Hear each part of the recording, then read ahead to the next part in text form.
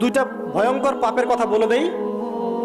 এই দুইটা পাপে যারা আসক্ত হয়ে আছে তারা তওবা করে ফিরে আসলে পরেও সারা জীবন তাদেরকে এটা সাফার করতে হবে। কথা বুঝতে পারছেন না? তওবা করে ফিরে এসেছেন মনে করেন, তারপরেও আপনাকে সারা জীবন এই পাপের ফলটা ভোগ করতে হবে। এক, মাদকদ্রব্য দীর্ঘদিন সেবন করেছেন, তওবা করেছেন, ফিরে এসেছেন, আল্লাহ হয়তো মাফ করে দিয়েছেন, আল্লাহ পাক মাফ করে দিয়েছেন, বাট আপনি আপনার দেহের যে ক্ষতিটা করে ফেলেছেন এটা পোষাতে পারবেন না। এক নাম্বার। দুই, তখন আপনি যদি বিয়ে করেন আপনি স্ত্রীকে সন্তুষ্ট করতে পারবেন না। হ্যাঁ।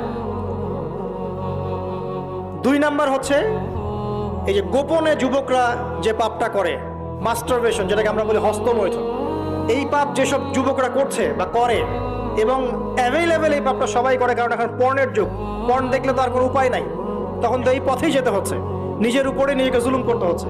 যারা হস্তমৈথুনে অভ্যস্ত হয়ে গেছে এরা